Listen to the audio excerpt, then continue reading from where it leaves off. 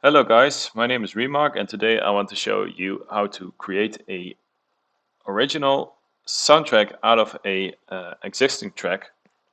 And for this one I want to show you how I got inspiration out of a Heroes of Might and Magic game track that converts itself into a completely different track, which if you don't know what the original is actually uh, completely different than the original track. Uh, First of all, I want to show you how the original track sounds in order to give you an example how it translated itself into FL Studio. So here's an example of how the track sounds.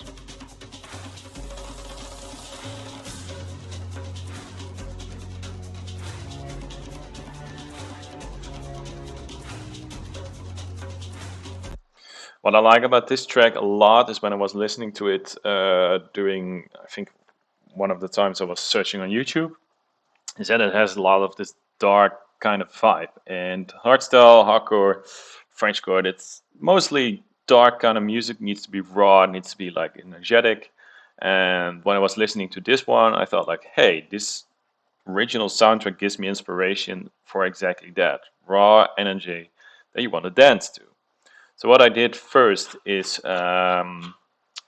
extract the bass line out of the track because that's something that you always need. You always need a bass line to start with. So if you listen again to the track original,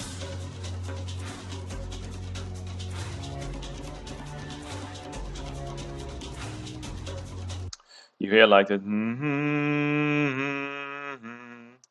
and you can do this two ways to extract it. First of all, you can do it by ear. It's certainly more difficult, especially if you're a beginner, because it requires that you really listen very well to all the notes, the length of the notes, and you need to know exactly when and where to place them. Or you can do simply what I did is find an example on the internet.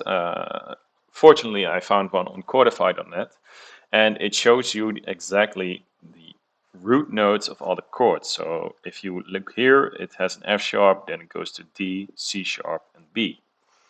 And if we go back to FL Studio, here I got like some sort of a sub bass line, and we also got F sharp, C sharp, D, C sharp, B. And that repeats over and over again. So once again, if we take a listen,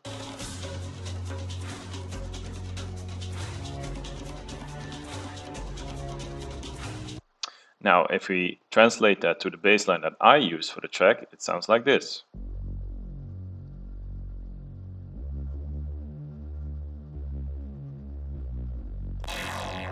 And that's actually something that was used for the bass line. I also have some pads that translate exactly there, but are more or less translated to chords. Let me look.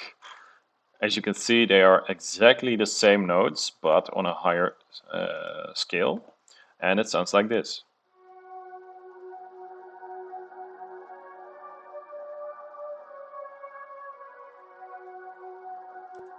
So they are exactly the same notes, and this one as well.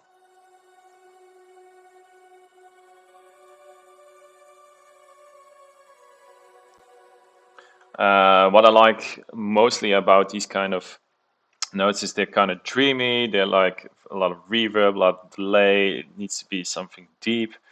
And I thought, well, this could actually translate as well to the drop. So if we go to the first drop, let me take a look where I put it here.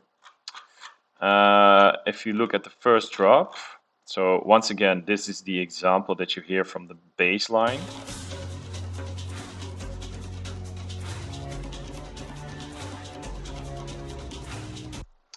And if we translate it to a more of a lead, it sounds like this.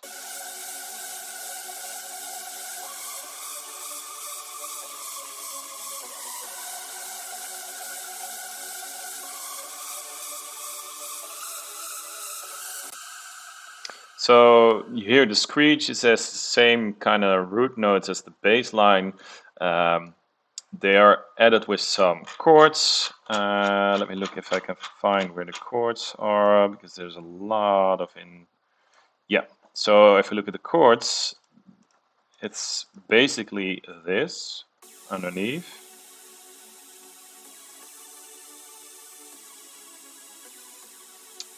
Together with the lead, it sounds like this.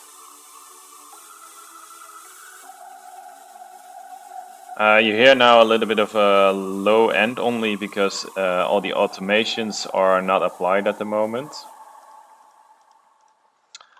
And that's how the idea started. So basically we had a bass line, we had some chords, and in between those things I wanted to have a little bit of a build up. So the build up, I'm going to show it in this part. It's basically the root note with some pitch bends. And a bass line that goes up at some point.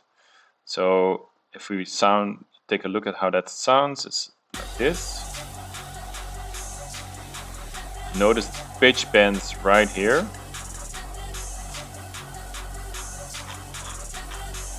And some drum loops to build it up.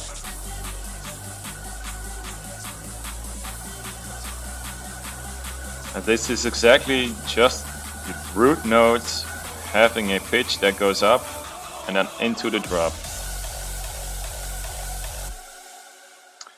So this is how the idea started, but as soon as I had like the transition from the intro bass line to the drop, I felt like it was a little bit empty. So I wanted to find a little bit of some patterns that would really blend well with the bass line, and I found that these drum patterns sounded quite good with the bass line, especially here.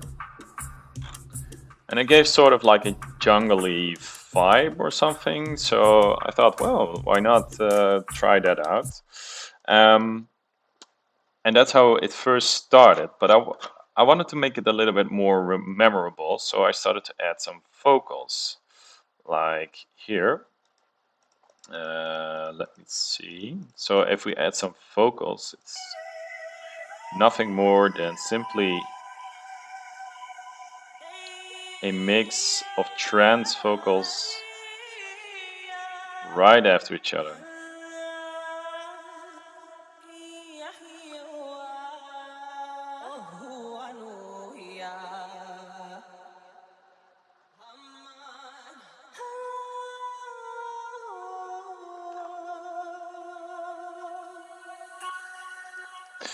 And that's how the idea started. So basically you have your bass line, you got a little bit of your pads for some dark kind of energy in the intro.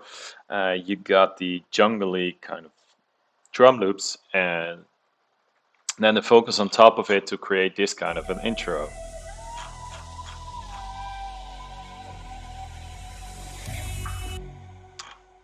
And that's how it started with the first drop. As soon as that first drop was done, I was like, okay, how can I make some kind of a mid section that's interesting enough to keep the energy flowing, but not too much because you want to build up to a second drop. And then there's another part in the track that I really, really liked, and I wanted to make I wanted to insert that. Sorry for the little hiccup. I wanted to insert that into the midsection, and that's actually this part. So I'm going to give you a listen.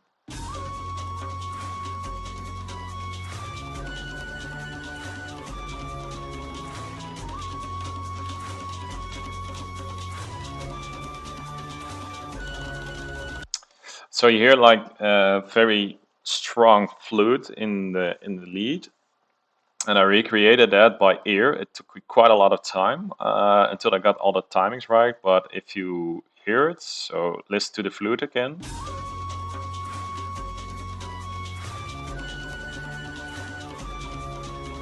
And that's basically this part.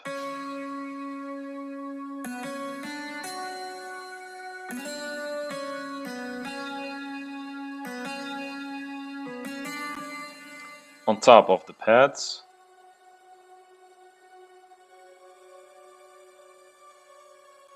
and of course the bass line.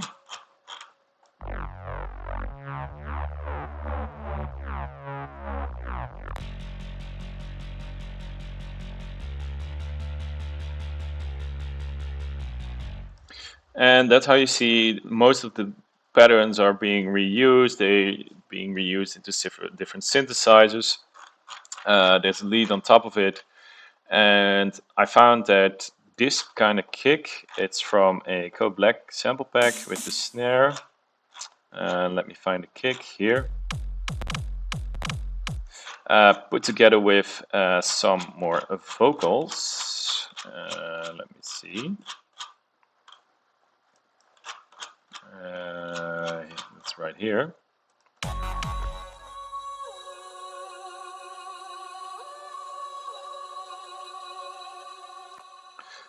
Sounds a little bit more dreamy, and that keeps the energy flowing for the midsection. So if we take a look at that again.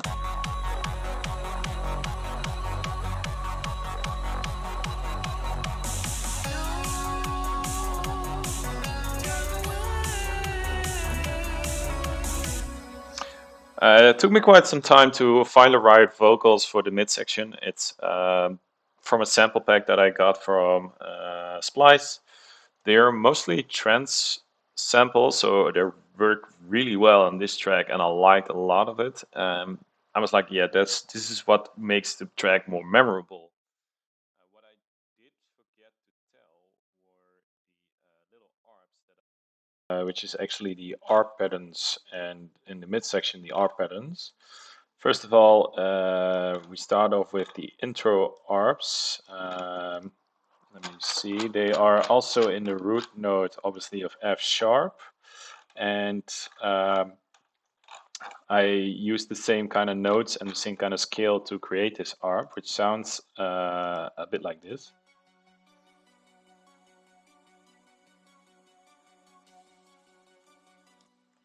And that's actually more into the intro. As soon as it progresses, you can see that the volume, the filter changes the distortion amount, some more detune, and actually some less reverb. But as soon as it progresses, then it sounds like this.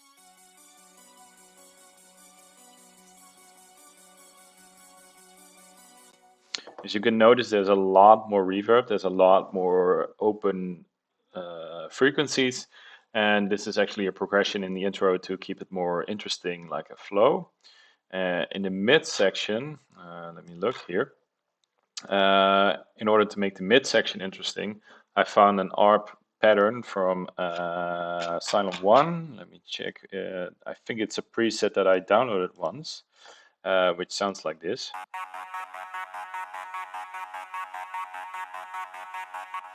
It's basically the same pattern over and over again, but if you listen to it in the whole midsection context, it sounds like this.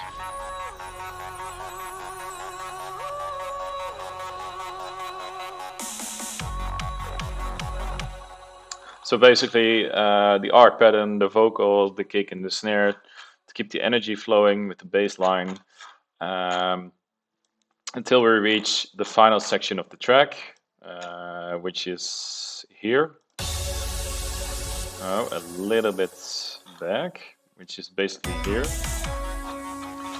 So we get the transition from the midsection towards the final part of the track.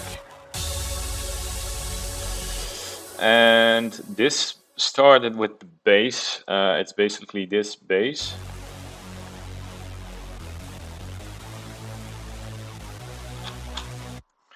Nothing more than just simply some root notes used to create the chords, which are right over here.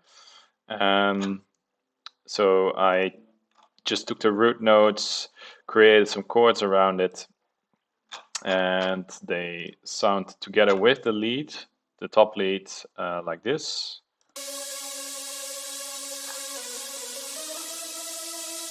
So some Nexus plugin. Let me see, where did I see it?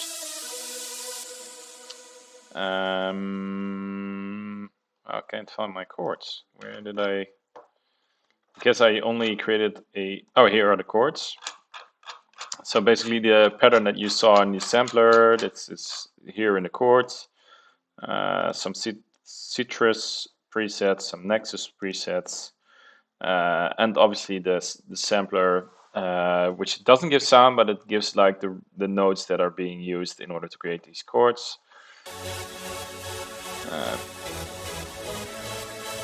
To give a little bit of a very happy atmosphere. And in order to make it really interesting in the end, I put a tempo automation here. So it goes from 150 to 160, 160 to 180 to create the resolution that you hear here. Basically, these kicks, I did make them myself. They sound like this. And inside the second drop, I wanted to make a transition from to a different kick. So here it's still like this into this.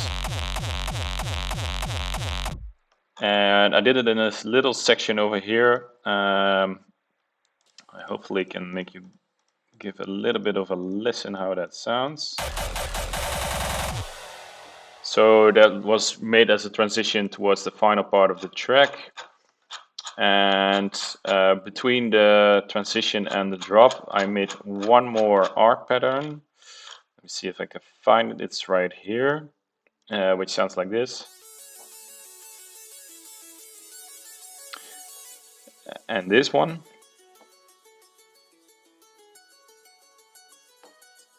And basically, in order to make these very interesting within a flow, I created some automations around it so that it mixes over from the guitar towards sort of like the saw harp. Together obviously with the tempo.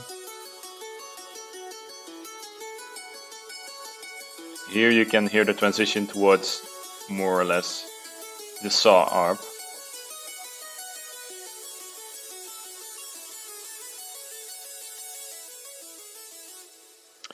And yeah, basically that's it for this, the idea. I can go more in depth in a separate video, but yeah, that's basically how it went. Let me know if you like it. If you like this tutorial, then hit that subscribe button or the likes. It gives me some more, it helps the channel, and hopefully it can reach out to some more people. Thank you very much.